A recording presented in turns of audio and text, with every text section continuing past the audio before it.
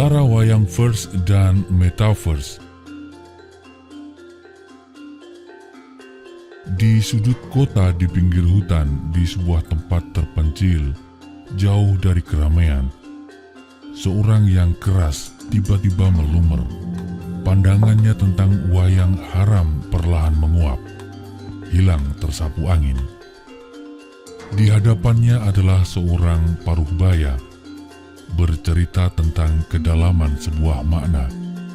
Di balik wayang berlakon Dewa Ruci, perjalanan batin masuk ke dalam diri, mencari jati diri yang sejati.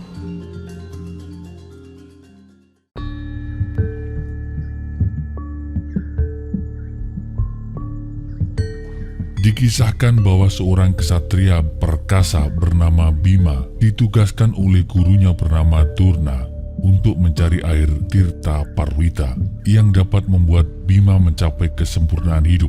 Singkat cerita, Bima bertemu dengan seorang dewa kerdil bernama Dewa Ruci yang wajahnya menyerupai Bima sendiri. Dewa Ruci memerintahkan Bima untuk memasuki 3 telinga kirinya. Dan ajaib, Bima berhasil masuk ke telinga dewa kerdil itu. Di dalamnya Bima mendapat di dunia yang maha luas. Dewa Ruci mengatakan bahwa air kehidupan tidak ada di mana-mana, sebab air kehidupan berada di dalam diri manusia itu sendiri. Bima memahami wejangan Dewa Ruci yang sesungguhnya adalah representasi dari dirinya sendiri. Ada 4 macam cahaya yang tampak oleh Bima, yaitu hitam, merah, kuning, dan putih. Menurut Dewa Ruci, cahaya itu disebut Pancamaya, ada di dalam hati manusia. Yang berwarna merah, hitam, kuning, dan putih itu adalah penghalang hati. Yang hitam melambangkan kemarahan, yang menghalangi dan menutupi tindakan yang baik. Sedangkan yang merah menunjukkan nafsu yang baik. Segala keinginan keluar dari situ. Yang kuning hanya suka merusak, sedangkan yang putih berarti nyata. Hati yang tenang, suci tanpa prasangka, unggul dalam kedamaian. Sehingga hitam, merah, dan kuning adalah penghalang pikiran dan kehendak yang abadi. Lalu Bima melihat cahaya memancar berkilat, melengkung berpelangi. Menurut Dewa Ruci itu adalah kemampuan manusia untuk berwaspada, yang disebut sebagai pramana. Pramana menyatu dengan diri, tetapi tidak ikut merasakan gembira dan prihatin, bertempat tinggal di tubuh, tidak ikut makan dan minum, tidak ikut merasakan sakit dan menderita. Dewa Ruci juga menjelaskan tentang sukma yang sejati. Setelah mendengar perkataan Dewa Ruci, Bima menjadi berbahagia. Bapak Parubaya tersebut menjelaskan bahwa kisah Dewa Ruci tentang hasrat manusia yang terus ingin melacak keberadaan Tuhan. Dengan nalarnya ia melakukan penjelajahan. Menurut filsafat Jawa, manusia disebut sebagai jagat cilik atau mikrokosmos, dunia kecil. Sedangkan semesta raya disebut sebagai makrokosmos atau jagat gede. Man arofa nafsahu faqad arofa rabbahu. Barang siapa yang mengenal dirinya, maka sesungguhnya ia telah mengenal Tuhannya. Tentu aku tahu itu bukan sebuah hadis, tapi matannya itu loh, pas banget bukan? Video kali ini tentang asal-usul wayang, media dakwah abad ke-15 Sunan Kalijaga. Benarkah dari India, Cina, atau dari rahim Nusantara sendiri? Simak selengkapnya dalam video ini.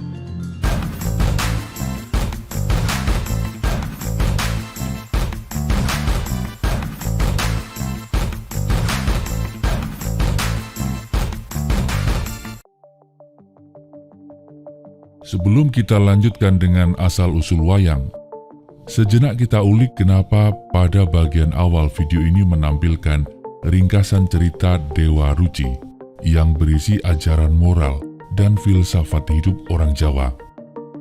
Lakon wayang Dewa Ruci ini merupakan interpolasi bagi Mahabharata, sehingga tidak ditemukan dalam naskah asli Mahabharata dari India. Meski bukan bagian asli dari kitab Mahabharata karya Krishna Dwipayana biasa, cerita ini mengambil tokoh utama dari Mahabharata, yaitu Bima, salah satu kesatria Pandawa yang bertenaga paling kuat. Kisah sisipan ini populer dalam masyarakat Jawa dan dipentaskan oleh kebanyakan dalang di tanah Jawa. Satu hal yang ingin admin sampaikan dan tunjukkan adalah dinamisnya alur cerita pewayangan Jawa tidak harus mengikuti pakem kisah Mahabharata.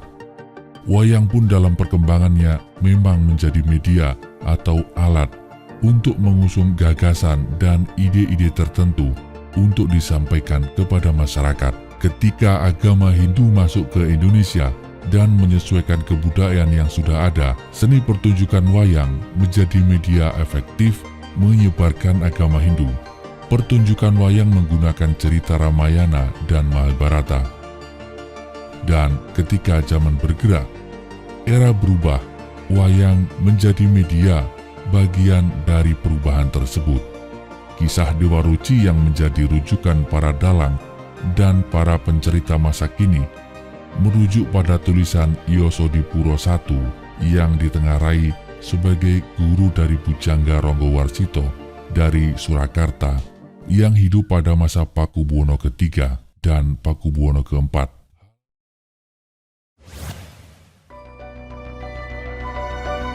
Halal haram wayang. Isu wayang halal atau haram bukan sekali ini saja, mungkin akan terus menjadi bahan perdebatan hari ini dan nanti. Kita akan melihat dengan cara pandang yang sedikit berbeda, yakni mendudukkan secara berhadapan wayang verse dan metaverse, dunia wayang dan dunia digital.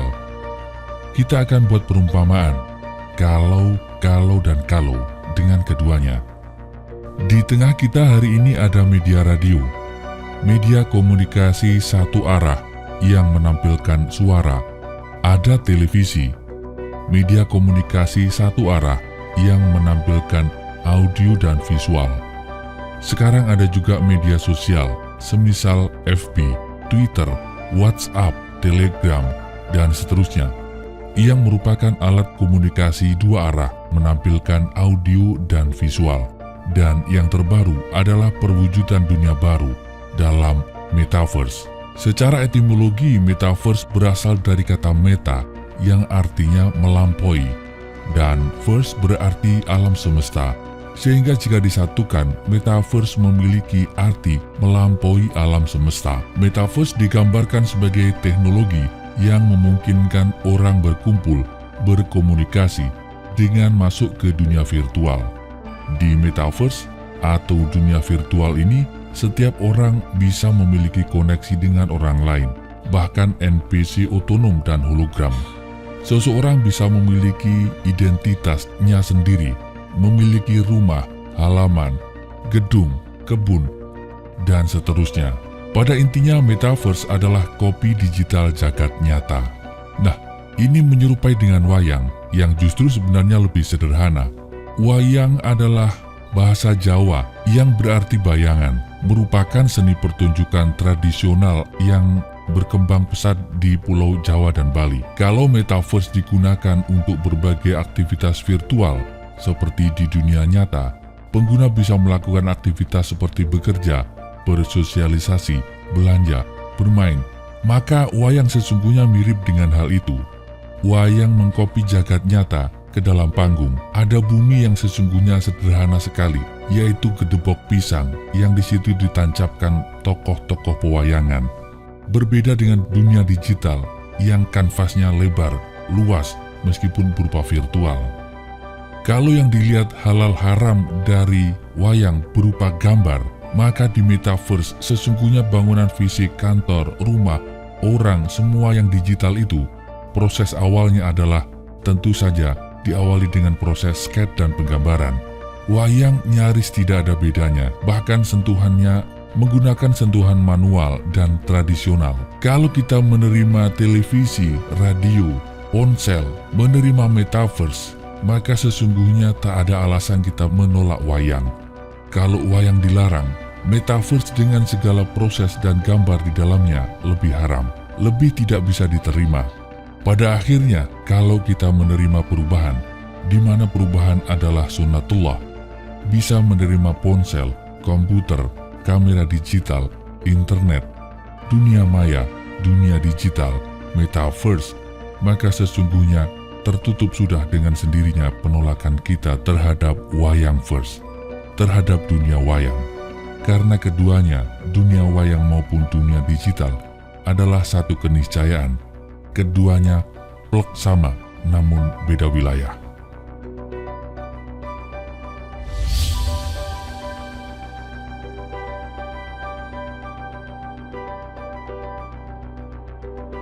Mari kita lanjut lagi, asal-usul wayang.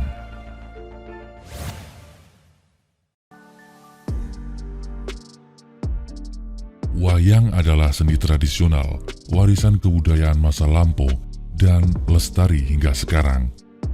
Dalam pertunjukan wayang meliputi seni peran, suara, musik, tutur, sastra, seni lukis, pahat, dan juga seni perlambang.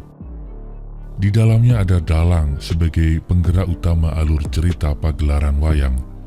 Ada penabuh gamelan yang disebut nayogo, dan sinden atau penyanyi yang disebut waranggono. Semua saling menggenapkan pagelaran seni ini. Dalang memegang peran paling penting. Di antara mereka ada yang berpegang teguh pada pakem, baik lakon atau ceritanya, maupun gaya dalam bermain. Namun ada juga yang membuat inovasi-inovasi, misalkan dengan cara interaksi dengan waranggono dan nayogo, seperti yang ditunjukkan oleh Ki Dalang Seno. Bahkan dalam manajemen pertunjukannya, Ki Dalang Seno sudah memakai live streaming dan bergaya ala YouTuber. Kalau dikaitkan dengan tema kita sebelum ini, ya, wayang tidak ketinggalan zaman. Bisa dimasukkan ke dalam metaverse. Wayang pada awalnya merupakan bagian ritual keagamaan yang mempunyai tujuan supaya bebas atau terhindar dari bencana-bencana yang sumbernya bersifat gaib. Oleh karenanya pertunjukan bersifat spiritual. Kemudian dalang mempunyai kedudukan suci layaknya pendeta. Tercatat dalam sejarah paling tua yaitu Prasasti Balitung 829 Saka atau 907 Masehi, pagelaran wayang Sigaligi Mawayang buat Hyang Macarita Bimaya Kumara. Dalam Prasasti Wilasrama juga disebutkan istilah wayang wang yang bercerita tentang Ramayana dan Mahabharata. Hari-hari ini bahkan sejumlah inovasi terus bergerak, semisalkan membuat pagelaran wayang dengan menggunakan bahasa Arab. Tolabati bimawari salami. Kaifa halukum fi hadhil lailah as-saidah. Sa'u'arifun nafsi ismi Ki Ageng Raden Bagus Semar Marmut. Ubaila anastamirol barnamaj. Uridu an ujarriba hammasatikum jami'an. Ayyuah tajribatu saut al-faslul awal ila robe. Qulu Allahu Akbar. Ini menunjukkan wayang tergantung siapa yang memegang, mau dibagaimanakan wayang tersebut. Nah, saat era Islam, wayang menjadi media dakwah yang efektif, digerakkan oleh Sunan Kalijaga, merupakan satu anggota Sunan dari Wali Songo yang mempunyai peranan besar terhadap perkembangan Islam di Nusantara. Dalam satu sumber disebutkan bahwa Sunan Kalijogo misalnya ketika singgah dan berdakwah di suatu tempat mempunyai sebutan dengan nama gelar yang berbeda-beda. Di Pajajaran misalnya, beliau dikenal dengan nama Ki Dalang Sido Brangti. Di Tegal dikenal dengan nama Ki Dalang Bengkok. Di Purbalingga, beliau dikenal dengan nama Ki Dalang Kumendung. Di Majapahit, beliau dikenal dengan nama Ki Unehan.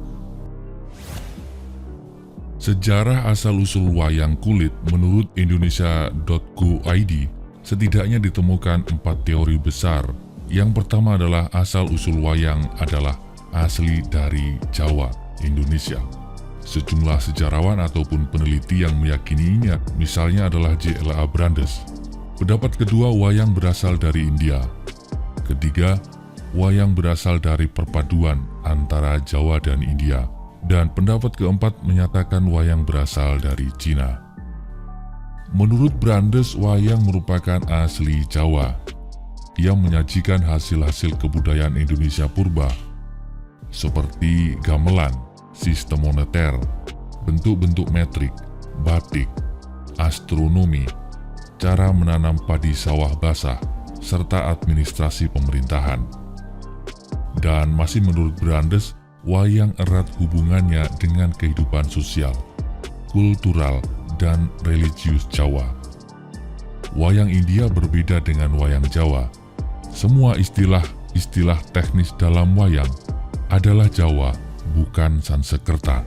Sementara itu Hazo yang juga menyatakan bahwa wayang berasal dari Jawa, menurutnya struktur wayang digubah menurut model yang amat tua, cara bercerita dalang, tinggi rendahnya suara, bahasa, dan ekspresi-ekspresinya, desain teknis, gaya dan susunan lakonnya khas Jawa.